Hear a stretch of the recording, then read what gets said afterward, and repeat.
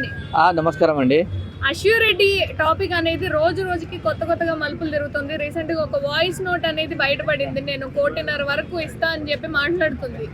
10 కోట్ల వరకు తీసుకొని హనీ ట్రాప్ విషయంలో ఇట్లా మోసం చేసి పెళ్లి చేసుకుంటా అని ప్రేమించి ఇప్పుడు 1.5 కోటి ఇస్తా అని చెప్పి బేరాలు అనేది ఆడుతోంది. మరి ఏమంటారు దీని గురించి? ఆమె నిజాయితీకి ఒప్పుకోవాలండి. వాస్తవానికి అశ్యూరెడ్డి నిజాయితీకి ఒప్పుకోవాలి. ఎందుకంటే ఆమె డబ్బులు తీసుకుని తిరిగిస్తా అంటుందంటే ఆమె గొప్ప మనసు అన్నట్టు. రామ్ గోపాల్ వర్మ కంటేనేమో పాదాలు నచ్చినాయి, పాదాలకు ముద్దు పెట్టిండు. మరి తర్వాత మనోనికి మరి ఏం నచ్చిందో నాకు అర్థం కాలేదు. కానీ మనోనికి 9 కోట్ల రూపాయలు ఇచ్చిండంటే 9-10 కోట్లు ఇచ్చిండంటే అసలు మరి ఈమె దగ్గర ఏముందో నాకు అర్థం కాలేదు అసలు.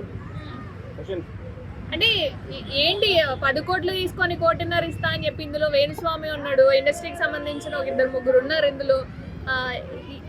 ఈ విధంగా అమ్మాయిలు ఎందుకు మారుతున్నారు? కానీ అశ్యూరెడ్డి నిజాయితీ పర్రాలండి. 1.5 కోటి ఇచ్చి మిగతా డబ్బులు సెట్ అయినాక ఇస్తా అన్నదంటే ఆమెకు నిజాయితీ ఉందని చెప్పి నాకు అనిపిస్తుంది. సెట్ ఏడవుతుందండి. ఆమెకు ఆఫర్ లేవు అసలు. ఇండస్ట్రీ మొత్తము నడుస్తలేదు.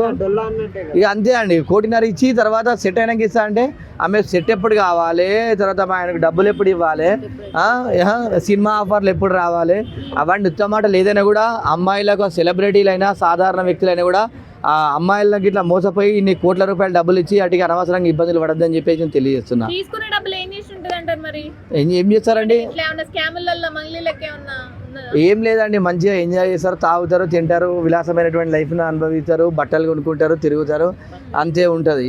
ఏముంటుంది మళ్ళీ చూస్తే మరి డబ్బులన్నీ అయిపోయిన తర్వాత గొడవలు అవుతుంది ఎవరికైనా కూడా. ఇప్పుడు ఆయన 9 కోట్లు ఇచ్చేంత వరకు కూడా ఒక్కసారి కూడా బయటికి రాలే. అంటే ఈ విషయం నాకు తెలిసి నేను అనుకుంటున్నా ఒక 4-5 సంవత్సరాల నుంచి నడుస్తున్నటువంటి ఇష్యూ అనుకుంటున్నా.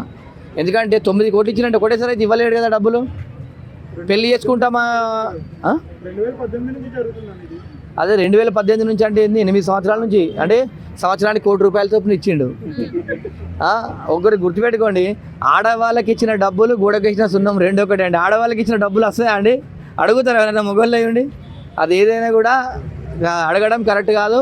ఎందుకు ఒప్పందానికి ఒప్పుకుంటే సరే, లేదు అనుకుంటే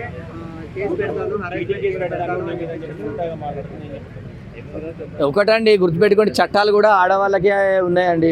నన్ను ఈ విధంగా చేసిండు, ఇబ్బంది చేసిందని చెప్పి కేసు ఫైల్ చేస్తే ఆ డబ్బులు 9 కోట్లు ఇచ్చినోడు జైలుకి పోతాడు, వాళ్ళ డబ్బులు పోతే అది పోతారు. ఎందుకంటే ఇప్పుడు గుర్తుపెట్టి ఎవరికి ఇప్పించామని అడుగుతారు. పోలీసులు కూడా ఏం చేస్తారండి, పైసలు ఎందుకు ఇచ్చారని తీసుకున్న వాళ్ళని తిట్టారండి, ఇచ్చిన వాళ్ళని తిడతారు. న్యాయస్థానంలో కూడా ఏం చెప్తాయండి, మన దగ్గర డబ్బులు నీకోసం జమమంటావా అని చెప్పి తీర్పులు ఇస్తాయి. అప్పుడు ఏం చేస్తారండి, డబ్బులు ఎప్పుడే కూడా పైసలు ఇచ్చిన వాడే నష్టపోతారు. ఏదైనా కూడా ఇట్లా సెలబ్రిటీలను నమ్మి మీరు డబ్బులు మాత్రం ప్రజలారా ఎవరికి ఇవ్వద్దు. సెలబ్రిటీల దగ్గర ఏది మీరు అనుకున్నంత అంత డొల్లా డబ్బులు ఇచ్చి అటుగా ఇబ్బంది పడకోరి. మొన్న మంగిలి, ఇప్పుడు అశ్యూరెడ్డి, మళ్ళీ రేపు రోజు ఎన్నైతే చూడాల్సి ఉంది. ఇంకా అంటే ఇప్పుడు ఆయన కూడా ఆల్రెడీ పెళ్ళైన తర్వాత కూడా ఈవిడ మీద ఉన్న మోహం ఏంది? రామ్ గోపాల్ వర్మ కాక పాదాలు నచ్చినట్టు మరి ఆయనకి ఏం నచ్చినాయో మరి, అందుకే అది అంటున్నాండి. రామ్ గోపాల్ వర్మ అయితే పాదాల పైన ముద్దు పెట్టిండు కదా, తర్వాత ఈయనకేం నచ్చిందో మరి. రామ్ గోపాల్ వర్మ దగ్గర అదే అండి గుర్తుపెట్టుకోండి. ఏదైనా కూడా అట్లా నమ్మి మోసపోయి ఇష్టం వచ్చిన డబ్బులు ఇవ్వద్దు. పెళ్లి అయిన వాళ్ళు పెళ్ళైన అమ్మాయినే పెళ్లి చేసుకుంటే మంచిగా ఉంటుంది. పెళ్లి కాని అమ్మాయిల కోసం తిరిగితే ఇదే విధంగా అవుతుంది. ఇట్లా మోసపోయే అబ్బాయిలకు ఏం చెప్తారు మీరు? మోసపోయే అబ్బాయిలకు ఒకటి గుర్తుపెట్టుకొని జాగ్రత్తగా ఉండి ఎవరిని కూడా నమ్మకుండా, మీకు పెళ్లి చేసుకోవాలనిపించే డైరెక్ట్ పోయి అమ్మనాలతో మాట్లాడి పెళ్లి చేసుకొని. మరి అంతేగాండి మహిళలకు సపోర్ట్, పెళ్లి కానీ మహిళలకు సపోర్ట్ చేయకుండా ఎవరికి చేస్తారండి?